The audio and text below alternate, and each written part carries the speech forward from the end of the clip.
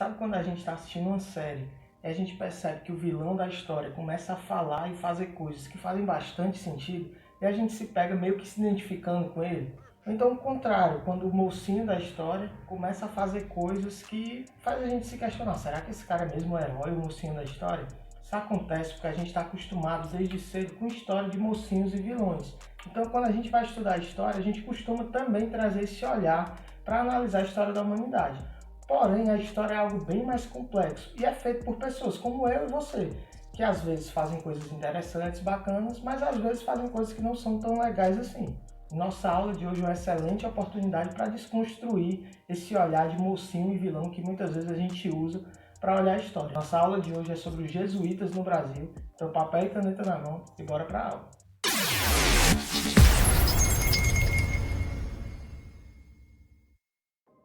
Antes de tudo, queria agradecer aos nossos parceiros do Apoia-se. A sua ajuda é fundamental para a gente manter o nosso trabalho. Se você ainda não é inscrito no nosso canal, clica no botão aqui embaixo de se inscrever. Toda semana uma aula de história para você. E não esquece de deixar o like no vídeo, ok?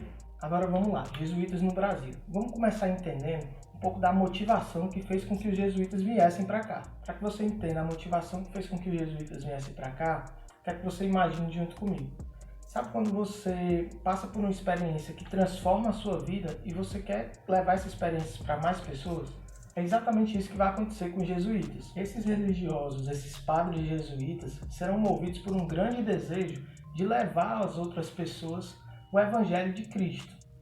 E essa vai ser a grande motivação que vai fazer com que eles atravessem o Oceano Atlântico para vir evangelizar aqui na América. É importante que você saiba que eles não vieram somente aqui para a América, foram para o leste europeu, para diversas localidades do mundo, levar essa mensagem de Jesus Cristo. Inácio de Loyola, fundador da Ordem dos Jesuítas, foi um militar que, ferido em combate, passou um tempo inválido e se dedicando aos livros, aos estudos, e teve contato com a vida de Jesus Cristo. E a partir dali, ele se converteu e passou a querer levar essa mensagem para diversas pessoas. Então a Ordem dos Jesuítas, ela surge nesse contexto, ela surge movida por essa vontade de espalhar o Evangelho de Cristo pelo mundo. E é importante que você entenda que isso se dá no contexto da Contra-Reforma. Vamos entender o que é isso. De maneira bem resumida, durante o século XVI ocorre a Reforma Protestante, que é justamente quando há uma divisão no mundo cristão. Os cristãos estavam reunidos na Igreja Católica e, por conta de algumas divergências, algumas práticas que a Igreja estava realizando que desagradavam alguns religiosos e alguns fiéis, há um rompimento e algumas pessoas saem da Igreja Católica e fundam novas igrejas. A Igreja Luterana, a Igreja Calvinista, mais tarde a Igreja Anglicana. E com esse rompimento, a Igreja perde uma grande quantidade de fiéis. E a Ordem dos Jesuítas é criada nesse contexto, com a grande missão de recuperar os fiéis e a influência da Igreja Católica no mundo. Então essas eram as grandes motivações que fizeram com que os jesuítas viessem aqui para o Brasil. Eles chegam aqui em 1549 acompanhados de Tomé de Souza, o primeiro governador-geral. Se você não sabe o que é o governo geral, clica nesse card aqui do lado que a gente tem uma aula aqui no canal sobre isso. E a partir de então, os jesuítas iniciam seu trabalho aqui na colonização. E esse trabalho vai se dar em 2 âmbitos. O primeiro dele na catequização dos povos ameríndios, dos povos nativos da América. Essa vai ser a atividade principal dos jesuítas aqui, e eles também vão se dedicar à educação dos filhos dos colonos. Os colonos eram os portugueses que vieram para cá, formaram suas fazendas e tinham a missão de colonizar o território. O trabalho dos jesuítas vai ser fundamental na colonização, porque eles vão entrar numa área do território brasileiro que até então não era tão explorada. A colonização havia chegado no litoral, mas dentro das matas, por dentro do território, ainda não havia uma presença portuguesa massiva.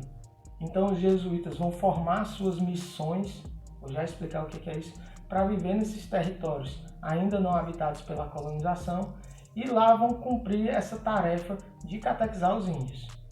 As missões nada mais eram do que um grande aldeamento, uma espécie de grande fazenda, onde os jesuítas viviam ali juntamente com os povos indígenas. E lá eles tinham a tarefa de ensinar o catolicismo para aquela população e também ensinar o modo de vida europeu, fazer com que eles abandonassem o seu estilo de vida anterior e aceitassem e abraçassem um novo modo de vida, o modo de vida europeu. É interessante que você perceba como eles faziam, como os jesuítas faziam para tentar realizar essa tarefa. Para convencer, para catequizar esses indígenas, eles precisavam antes ganhar a confiança desses povos.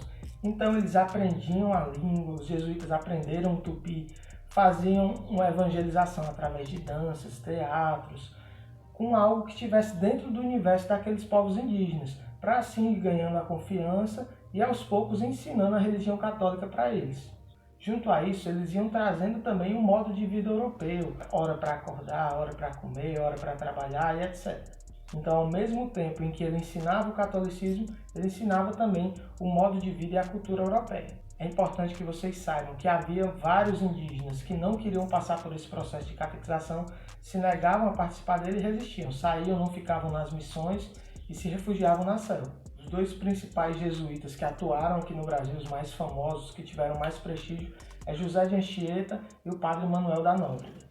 Como eu disse anteriormente, além de atuar na catequização dos indígenas, eles atuavam também na educação dos filhos dos colonos. Os jesuítas vão fundar algumas escolas aqui no Brasil dedicadas a isso. Você pode estar vendo esse vídeo até aqui e pensar, tudo tranquilo, os jesuítas estavam fazendo seu trabalho com certa tranquilidade, mas não. Os jesuítas aqui no Brasil vão se envolver em vários conflitos bem pesados. Isso vai acontecer com a escravização dos indígenas. Os colonos portugueses que precisavam de mão de obra, eles buscavam essa mão de obra no primeiro momento nos indígenas, nos povos nativos aqui da América. E para o cara que queria escravizar o indígena era muito mais vantajoso capturar um indígena que já conhecesse a religião católica, que já tivesse acostumado com a rotina de trabalho, com o modo de vida europeu, do que um indígena selvagem, vamos dizer assim. Então as missões jesuíticas, o lugar onde os jesuítas viviam com os indígenas, ensinando o catolicismo, ensinando o modo de vida europeu, passa a ser alvo principal desses escravizadores de indígenas. Então imagine o seguinte, você atravessa o Oceano Atlântico para realizar essa tarefa de catequização dos indígenas e de repente chega alguém, captura esse indígena e todo o seu trabalho foi perdido. Então os jesuítas não vão aceitar isso de bom grado e vão resistir a esse processo de escravização dos indígenas. Detalhe importante, eles resistem ao processo de escravização dos indígenas já pacificados, que já tinham se convertido ao cristianismo, já estavam aceitando o modo de vida europeu. Aqueles que viviam nas florestas poderiam sim ser escravizados, certo? Então durante o século XVII, século XVIII, os indígenas vão se envolver em muitos conflitos por conta dessa questão da escravização dos indígenas, que vai perdendo força ao longo do tempo e, como a gente já sabe, foi sendo substituída pela escravidão dos africanos. A vida religiosa e a educação no Brasil colonial vão ser altamente marcadas pela atuação dos jesuítas, porém, por conta desses conflitos, lá no século XVIII, no contexto das guerras guaraníticas, lá no sul do país, quando os colonos tentavam ocupar aquela região e os jesuítas, junto com os povos indígenas, resistiam a isso, resistiam a essa dominação, eles entraram num conflito bem sério e, nesse contexto, os jesuítas foram expulsos do Brasil pelo Marquês de Pombal. É importante que você perceba isso dentro de um contexto de laicização da colonização. O que é isso? Seguinte, se num primeiro momento o discurso religioso serviu para justificar e legitimar a dominação colonial, com o passar dos anos, com o passar dos séculos, a igreja vai perdendo um pouco o espaço nessa justificativa e vai ganhando espaço na justificativa filosófica, do iluminismo, da razão, tudo isso para justificar a colonização.